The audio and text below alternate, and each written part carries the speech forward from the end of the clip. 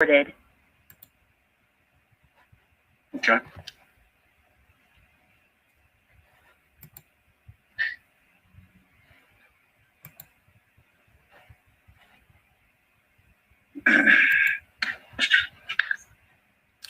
All right. Thanks for joining me, everyone. Charles Moscowitz. Welcome to the program, the live stream, and the archive. Check out all my archives, please, at charlesmoskowitz.com. And Barry Secrest is my guest. Barry, you are the author of The Perfect Liberal Storm, When Executive, Legislative, and Media Enjoin. Thanks for joining me. You're welcome. It's great to be here. Thank you for having me, Charles. So your book pretty much focuses on the major social and political changes that took place in the early days of the Obama administration, in which, we had a sense of dislocation and losing control in a sense over our rights and our sovereign abilities as citizens, I think. And I guess that, a lot's happened since then. We've had a reassertion of sovereignty under the Trump administration. Absolutely. Where do you think we are now? I saw things taking shape way back when I started writing that book in 2009. And at the time, there were very few other websites. And really, one of the things I was meaning to do, and we did it, was to run a little interference for Rush Limbaugh, because he was one of the few out there really great man, kicking it up. And that's essentially there was no one else at the time, and everybody was scared. And now it's a little bit different, because Biden is like the spineless, weak president being controlled obviously by somebody else. And we don't even know if he has actors up there or doubles or what. So it just gets more and more mysterious as we watch things take shape. So back in that day, we were one of the first to come out, and it was funny because I would keep a very close eye on our internet, the ratings, etc. And I started seeing this website probably after about a year just come flying by, Conservative Refocus, and it turned out to be The Blaze. Okay, so I was like, oh, that's what's his name, Yeah, so, right. Glenn. Yeah. And Glenn Beck, and we got to know Glenn. We knew we got in touch with a lot of Michael Reagan, Wallace's grandson. It was amazing. John Voight, some of the people who responded to what we were writing. But the main thing is we wanted to put out an alternative message, and it really resounded. And I use a lot of humor in my writing style. So we climbed all the way to the top 1% of our websites.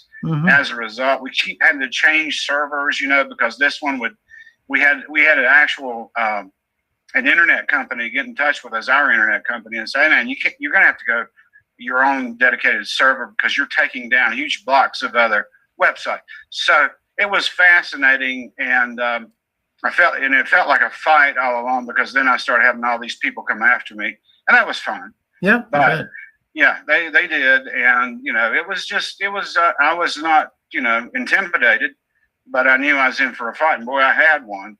And the longer that I wrote, and the more people and the more websites that came out with us, the less and less that power factor came into play. And some of the things that Obama did were just ludicrous. And this guy Biden, he didn't even try to cover it up, quite frankly. It is just amazing to me what some people have put up with, but it seems less and less, because I don't think they have control of the narrative any longer. I saw the recent poll about everybody thinking that Congress, they're rated lower than used car salesmen at this point. Okay. And the media is even lower. So whatever we're doing is effective. So the whole impetus is to try to get people to speak out. They're on social media. Oh, I don't want to mess up my family. Don't worry. We're past that. We're way past that. So, and that's kind of the message I want to put out. Don't worry. If you have a family member that doesn't like what you're saying, oh, well, they need to hear the truth. So, but it's very difficult in this atmosphere. And I think that after Donald Trump won, and he wasn't supposed to win, as we know, the establishment went into a complete shock, and they were involved with the spying of his administration and the eavesdropping and then trying to get him impeached. Yep. And then I think they didn't want to, in a sense, to have any risk going forward, which is why, and I have to be careful what I talk about here because this is Exactly. YouTube. Yeah. We have to use euphemisms. Let's just say that in the last election, there was a combination of very, very large money sources that were willing to kind of spread money around the street, so to speak, to get things to happen in a certain way. Let's leave it at that. And that combined with, the mockingbird media, the sycophants in the press, who either irrationally despise Trump, not knowing why, just with the daily drumbeat of lies, or that they were conscious and witting participants in trying to take Trump down. That all of these things combined with, along with some corrupt states and some corrupt secretaries of states and district attorneys who were put in place by the money from a person that shall remain nameless, among others, it kind of combined to cause a certain result. Let's just put it that way. We have to be euphemistic here. And I only bring this up, and I think that most people watching the show know exactly what I'm talking about, to point out that this same infrastructure that made these things happen, let's just put it that way, last November and on January 6th, the same infrastructure is still there, and they still hold that power. They can still censor. They can still decide who is and which opinions are heard and not heard. And I wonder what we can do going forward. Well, I mean, keep supporting certain sites that give you the alternative and the true narrative, because we already know that they're fake news, and they indeed are. Yeah. I mean, everything that they do, CNN is crushed, and they're continuing to go down. And it's amazing that they actually pay airports to carry their broadcast. I think that's the funniest thing ever. I know, really. I mean, every time you step in. So, but don't be afraid to speak out. That is where I see a major problem, where so many people are used to being, I have to be conservative, be very, very careful. Don't be afraid. Don't be afraid to say things that may be considered to be turbulent or, crazy. I mean, they're going to call you crazy if you come out and utter maybe even a semblance of the truth. And well, Barry, to just maybe counter that a little bit. It's easy for you and I, a couple of old guys who have nothing really to lose, and we write books and we do broadcasts, and we, I don't care what people think. I mean, I'm going to speak truths. Yeah. But yet you get some young person in college, whose parents are spending $60,000 a year, and they have to deal with these, this kind of establishment, or you get people who are trying to enter into the job market, and they're trying to get, they want to become a consultant or something, or they want to get, they want to have a career. They in this particular atmosphere, frankly, fascistic atmosphere, I will say that. It's true. What do they do? I mean, how do they proceed? Well, you're going to have to go to what I do is, like, if Facebook suspends me, which they recently suspended me, they have many times. Sure. They've deleted my account. Twitter has suspended me. But I bring them a lot of traffic, I do. And so I went on LinkedIn while I was suspended, and I, solidified and started garnering my followership there, or people who would listen. And, it's growing massively because I'm willing just to say the truth, put it out there.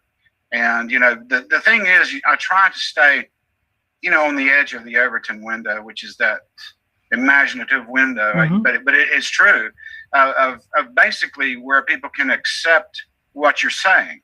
And that thing is opening up pretty darn wide now, because, and I keep telling my son, who works here in my office with me, I keep telling him, man, I'm so sorry that you're having to go through this, because we've never seen anything like it. And I don't want you to think this is normal, or, oh, we've been through this. No, we haven't been through this. I spent a decade probably writing the equivalent of 4 War and Peace novels to trying to get people to come along. And it worked. I mean, as far as getting Trump elected, I helped. I wouldn't by any means the major impetus, but I just helped. And then you look at other facets of this. Faith comes into play, and so many other things. But, you've got to believe in and have faith in the will of the American people and God himself. Yes, indeed. Because this is a nation. This is God's nation. I believe that. And I believe it'll all work out for the good because God is good. But yet at the same time, we may have to go through some rather dark patches on the way to that good, and that's what worries me. Now, recently, I mean, as during the pandemic, and again, I want to be very careful here because this is a forbidden subject, so we need to talk in euphemisms. I had people on my program last March at the very beginning of the pandemic, including Lord Monckton from England and several others, who talked about the origins, let's just say, of the virus, and they did so in a way that was not the accepted establishment way of discussing it. And I got one strike, but I also had several videos just disappear. They weren't even stricken; they just were like gone. Oh, I believe you. Yeah, and also James Perloff, who was an author of a book about this, he was taken out of. He was not only disappeared from my show and all the other shows, but his book was purged out of Amazon. And he basically was talking about exactly what is now finally allowed a year later, which is that, the origins of the virus. And also he was talking about another thing, which were various reasonable FDA approved modalities for treating the virus if you get it, or for preventing the virus, including this drug that begins with H that we still can't mention. Correct. And I got a strike for that, for mentioning that. In fact, I have a guest on right now after I talk with you who we're talking about some of the truths of these topics. I won't run that on YouTube. What I've done is I've set up my own website, charlesmoscowitz.com, and I have probably about 30 different venues that carried my show. So in case one of them is taken down, you can go to the other ones. Right. But I guess what I'm saying is that those subjects that we're talking about, that we can't even talk about because I am live on YouTube right now, you and I know about this. People in the know about it, including at the highest levels, and people who are frankly more conservative and are willing to, they're not part of the normies. But the vast majority of people don't. They don't know what we're talking about. They have no idea. They woke up one day and all of a sudden found out about the origins of the virus. We knew about this for a year. No. What do? You just got to keep saying it and not be afraid of say what you believe is the truth, and make sure you research it. Seriously. Oh, yeah. Just research heavily, but come out with it and pronounce it and make it clear. I mean, people need to speak up. That is one of the things, and they are, but there needs to be a lot more of that. And hopefully there will be. I think they're losing a lot of their inhibitions when it comes to speaking out on politics and things. And if you start doing it, it's amazing how other people will follow suit who are close to you, and maybe not so close, but they will follow suit because they see it's happening to you and you're still around. So, hey, it must be okay. Why not? And this is what I'm seeing, but it's slowly happening. And, I think we've won this thing. And a lot of other people do too. Yeah. So, there's the other drug, the big I drug. But I mean, what I've always used is hefty dosages of zinc and vitamin D3 and multiple other things that I put in a little, morning drink every day. And, it's worked for me. I don't know that it would work for anybody else, but it does work. Yeah. So, I mean, I don't generally do it. I don't recommend anything one way or the other, but I do the same. I mean, I take the zinc and the vitamin D3 and I got suspended, by the way, for that, for saying zinc and D3, saying, hey, people, this is really what you need to be taking. And now it turns out that Fauci's was taking it from day one. He was faking it, absolutely. But apparently decided conveniently not to mention this to the public. You'd think that as someone who's the one go-to person, and has been all the way going way back to the AIDS epidemic, by the way, that he might mention this, and the fact that he didn't, and the fact that he publicly denounced the H drug, as we can't mention the name of, and now it's come out, according to the American Journal of Medicine, that it's an effective drug. But he publicly denounced that when he knew better. The question has to be asked, why? Why would they do this? Why would they denounce reasonable, normal, inexpensive treatments for the virus, and while people are dying, while people are getting sick? I think there's a lot of different answers that will vector into that. But one of them is they wanted to control the narrative, and they can't. It's like wanting to be able to control the truth. You can't. Unless you're uttering the truth. If you try to utter anything else, eventually you'll be found out. And that's one of the things about what we might call the Great Reawakening, which is happening. And I'm learning new things every day. And some people will sit down in front of me and we'll be doing business, and all of a sudden it'll segue into something from Genesis 6 or some kind of crazy thing that it turns out to be true that I had wind of a year ago. But what's happening? They're losing and have lost control of the narrative. They're going to keep Fauci in, obviously. I mean, Biden came out with something saying, "Oh no, we're going to keep him in," but they have to, because if Fauci goes down, they all start dropping like dominoes. I believe that. Mm-hmm. Oh yeah, I mean, he's still up there. He's still Lester Holt still has him on. I mean, he's still while this whole scandal is going on about. Well, let me again be euphemistic here. His connection to monies that went to certain institutions that were in communist countries that are enemies of the United States, institutions that might have engaged in biological enhancements. Yeah, does that start with a C, by the way?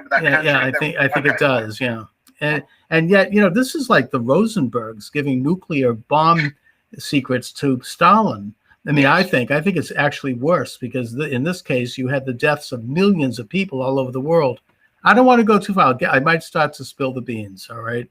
I think, we have to be so careful. I think most people know what I'm talking about. I'm not very careful. I'm just telling you. I know, but I want to save my YouTube station, at least for now. Absolutely. I mean, after the show, I may lose it. So be it, to a degree. But I still want to try to do like what Rush Limbaugh did, which was, he would just go to the edge of the envelope, but he didn't quite cross over into it. That's absolutely right. You dead on. And by doing that, he actually influenced more people, because he stayed in and he stayed on. That's exactly right. He did have to play footsie with the establishment, but at the same time, he probably brought more people to patriotism and conservatism than, let's say, the John Birch Society, which did not play footsie, but they were relegated to a fringe. Yeah. Now we have a lot of the information we're talking about regarding both the pandemic and regarding the election, or the events of the first Tuesday in November of last year. It's coming out now that the new administration is installed, because the truth comes out. You can't keep it down forever, as you say. Great awakening, whatever you want to call it. It's coming out, and they're trying to, I think, manage it as it comes out. But now that he's gone, it's kind of hard to hold, keep the gigantic lid on this volcano. Mm-hmm. And they'll continue to try, but it's like they're hanging on a cliff and they're slipping. Okay, and one hand's getting ready to come loose, and before long they're just going to plunge, and that's coming really quickly. And according to all my sources, hallelujah, it's coming fast, man. It's coming a lot faster than I thought it would. I thought it would take years, and now there are developments right now. We can't talk about them, but I will mention, by the way, I think I can say this, hopefully, but there are a couple of good sources, including yours, Barry, but also the Gateway Pundit is doing a great job. Absolutely. And Steve Bannon is doing a great job, and he's still on Apple. I mean, and his show is huge, and I recommend that my listeners here check that out every day. Both of those venues. Absolutely.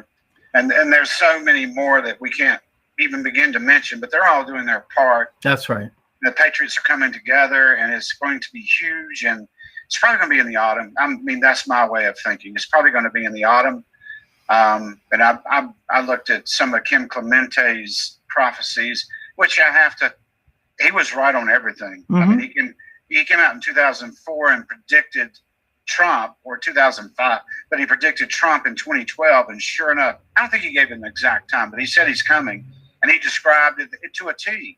And lo and behold, he also said there's going to be a time where we're going to have two presidents, and that's what we have right now. I think that's right. And I don't know if it's problematic to say that, but that's that is the truth. It's just my opinion. We still have the First Amendment. So even though the censors who are getting ready to get theirs, and by the way, even though they don't think we do, and I love their explanations as to why they've taken down Marjorie Taylor Greene and some of these other people including Trump, that they've taken down. Oh, we're going to suspend Trump for 2 years, and I'm going, okay. Oh my God! And the mainstream media is proud of this. Yes, I mean, this is like amazing. it's like what they do, really a Stalinist thing. And by the way, I just want to be on the record: Biden was sworn in, and he is the president of the United States. Okay, yes, that's a reality. I'm not administratively or bureaucratically. Yeah. However, it happened. That's a question. It happened, and he's president, and Kamala Harris is vice president. I recognize we that. Still haven't seen Air Force One, have we? I don't know. I don't think we have, actually. I don't think Air Force One. I think they have something else. I believe it's, I don't know, President Biden's, Well, let's just say there was some rather strange goings on around this, but nevertheless, I do accept the fact that he was sworn in. All right, yeah. He is the president. That's it's just as a matter of consistency. I'm not trying to overthrow the government. This is this is what we have. Now, you talk about the Great Awakening. There's been a lot said about this QAnon, which I don't know a lot about, and I don't entirely trust it because we don't know who's behind it. It's like Anonymous, the other one, which there's a mask, and it's kind of an internet phenomena. And I'm not here to endorse anything particular that they say, other than wonder about one principle that they talk about, which I think is something that ought to be looked into.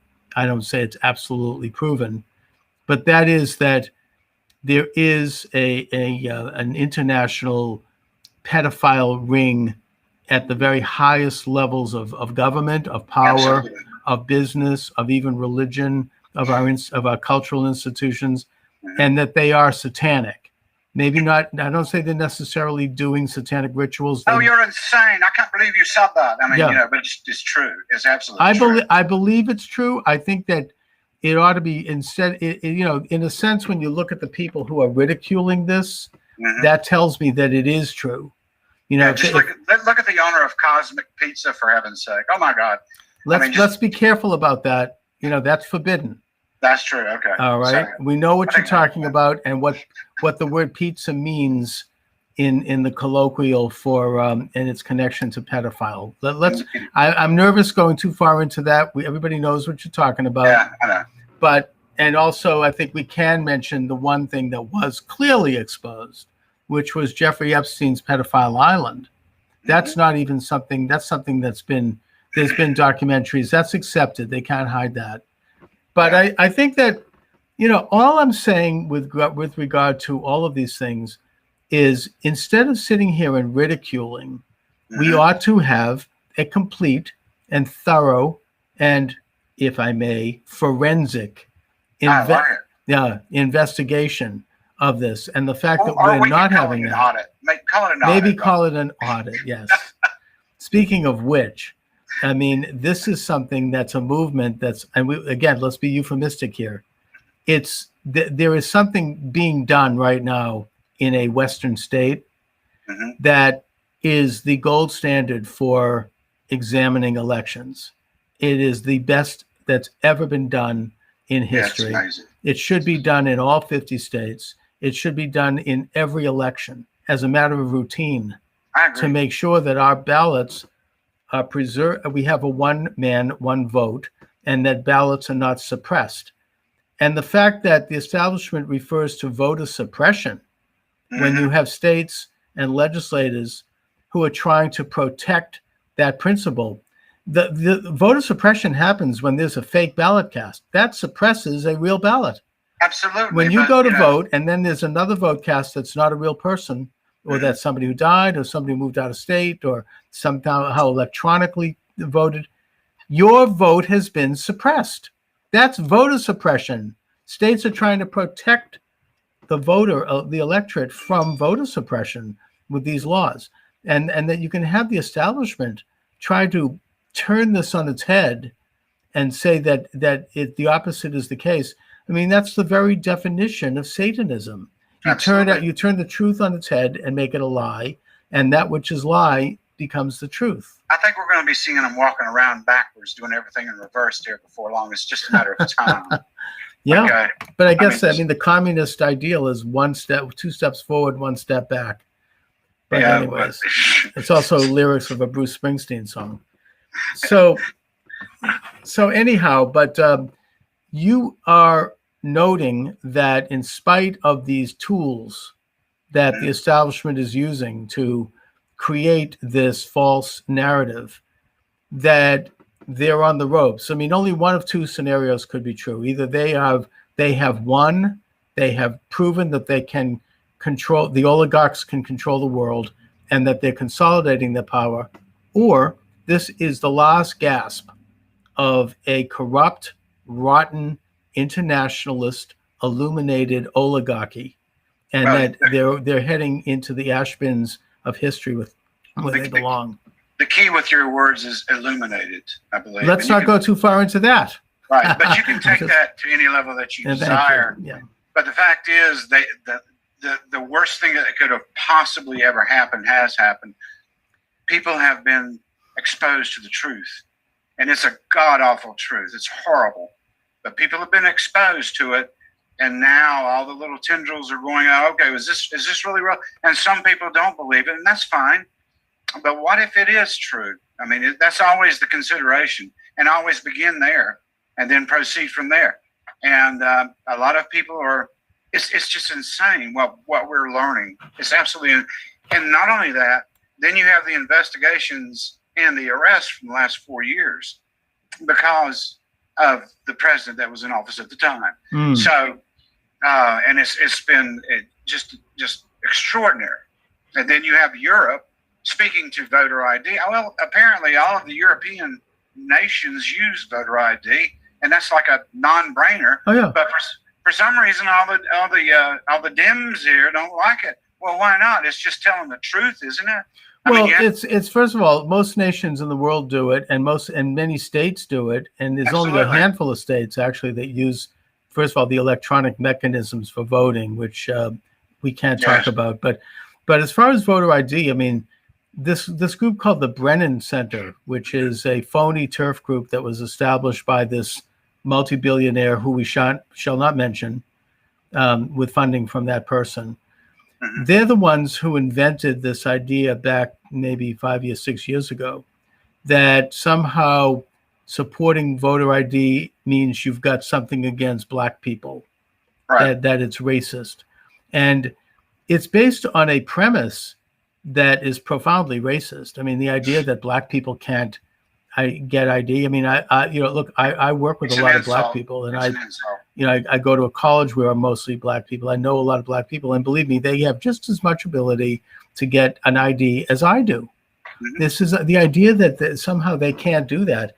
This is the kind of racism it's kind of the old British colonial style racism, the Rudyard Kipling, white man's burden racism, that black people are like children.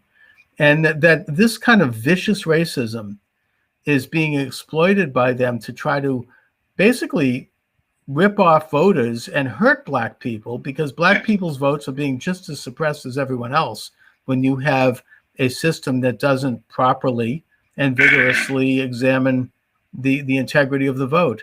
And by the way, my state-owned state of Massachusetts, which is known to be very liberal generally, is actually pretty conservative when it comes to this. You cannot get an absentee ballot in this state unless you're registered with the county. And when you apply for it, they double check and they cross check that registration and your signature on file before you get issued a ballot by mail. And then you have to put it in a second envelope, and there's a process. They didn't do what they did in the last election in Massachusetts, which was paper the House with ballots and send them out unsolicited. So Massachusetts, for all of our liberalism, we, they do it right here, or if they do it better, there could be improvement. Oh, so far. Well, right. But they've probably learned their lesson, but it's going to be too late, I believe. All of the states are now updating all their voting, and you've got like North Carolina just came out and stated we're going to do a forensic audit. So let's not mention that word. Oh yes, right. So it's happening. And it is. It's the a national voter ID movement. is coming in. It's coming in, and the Supreme Court is backing us on illegal aliens. They just had the decision yesterday. That's right. A unanimous decision with the majority opinion written by Elena Kagan. That blew me away. Yeah, it shows that even they, maybe they're getting a little bit of a patriotic nerve or something. I don't know. I don't know if it's that. I think maybe fear might be mixing into this just a little bit, because their effectiveness as a court has been brought into question more in the recent 12 months than any other time, I believe, in the last probably 100 years. Well, maybe they want to try to see if they can salvage a few shreds of integrity after this fiasco of the last few months, which we can't mention. My friend John on LinkedIn pointed out, Barry, do you think they're afraid of what is coming? And I thought, I hadn't thought about that, John, but yeah, I think you might be right about that. And he was right. I mean, I think it is. They're fearful. And John Roberts was always very, with the Chief Justice, was always very, just very antagonistic towards making sure that his court was well accepted by the masses. I mean, he's right. Always, he seemed to be concerned with public opinion as opposed to looking at the law. Yeah, he's really concerned with the optics. And exactly.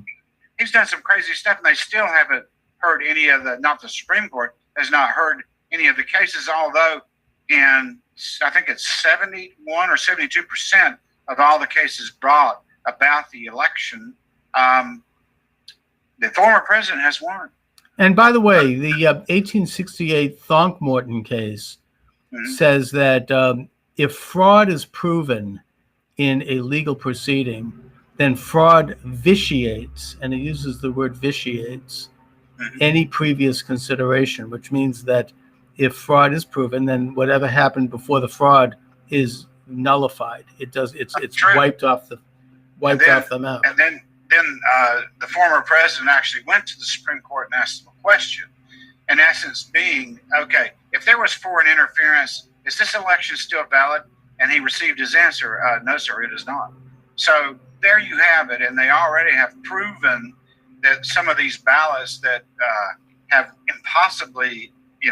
impossible types of creases in them. All right, Barry, we're getting too subversive here.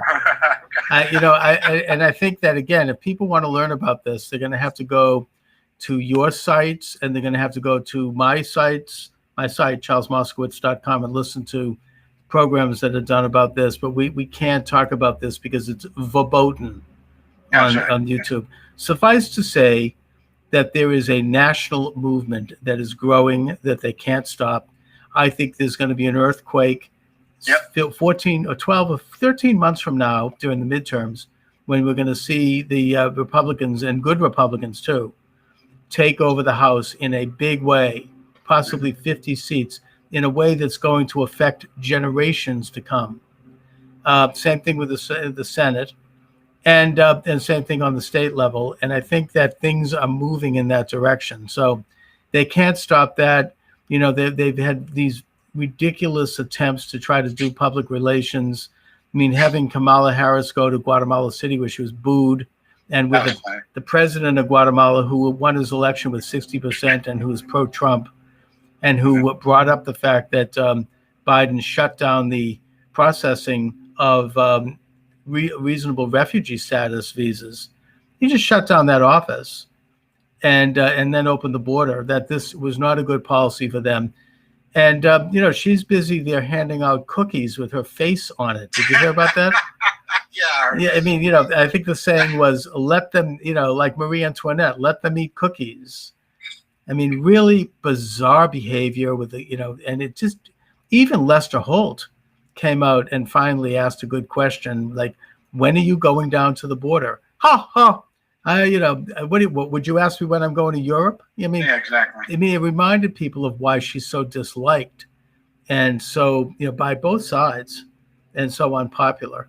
So I think amazing. That they're trying to stage manage, and when they step out and who knows what they're going to pull off right now at the G7 summit. I mean, Putin is going to go like this.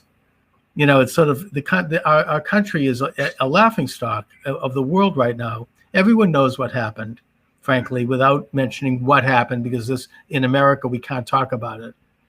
And it's creating instability around the world. There's been a war in the Middle East.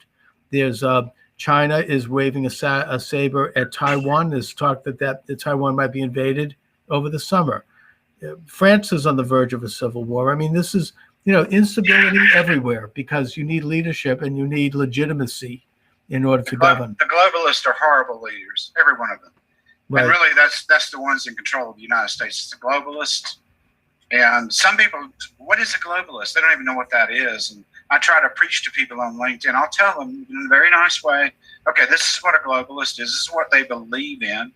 And they're big one world governmenters, Yeah. They believe in one world government, and that is not the way. They want to turn the United States into a province of the world. Excellent. And then, the seven kingdoms. And I think we're number one. And I believe Europe's supposed to be number 2 or 3 as far as the sectorists boil out from the Club of Rome way back in the day. Sure. And that's one of the, when they tried to, in essence, just create a corridor up through Texas and into central North America to eliminate the border. In essence, that took place. Now I wrote about it. Yeah, the superhighway, right? Yeah, Lou Dobbs. Yeah, absolutely. Mm-hmm. And the people of Texas beat that back and killed it. Thank God for Texas. Oh, I know. Really. So, yeah.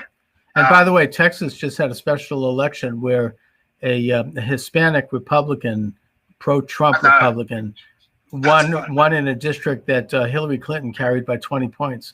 So, I mean, that's the beginning of the earthquake. Almost 75% of the Hispanics there voted. That's right. For the Republican guy. And that's what really, Rubio came out about it, but this is what's scaring them. And they've already lost this thing, I'm telling you. Oh, yeah. And I think they're picking up among black votes, too. I mean, Republicans, that is. They are. And I think the country's rejecting this Marxist race theory stuff and, all of it. Stupidity. Oh, yeah. Yes. Anyway, Barry, but where can people listen to and see your program and get your excellent book? Well, I mean, at times I am on Blog Talk Radio. I have been on a sabbatical. Okay, I will say it. I took a break because, like I said, I'd written 4 war and peace novels over the last decade. Missed a lot of my child's upcomings, but I thought it was necessary. Good. And but they can go to LinkedIn. I'm there. They can go on Facebook. I'm there. And I'll probably put a promo for this show up on the website, conservativerefocus.com. And they're still getting 5,000 hits a day. Great. Even though I'm not posting. And also your book, A Perfect Liberal Storm, is still it's available at Amazon Books. That was at the nexus of what we're seeing happening all around us right now, and I saw what was coming. Oh yeah, very prescient thinking there, and very prophetic. So check that out. All right, Barry. Listen, I want to thank you for joining me. Great pleasure. We should do it. Great. We should do it again soon. Thank you. Yes. Nice to meet you here on the Zoom show. Okay? You bet. Same here. Thank you very much for having me. I appreciate it. All right. Take care. Have a great one. You too, sir. Okay. Thank you. Bye-bye. Bye-bye.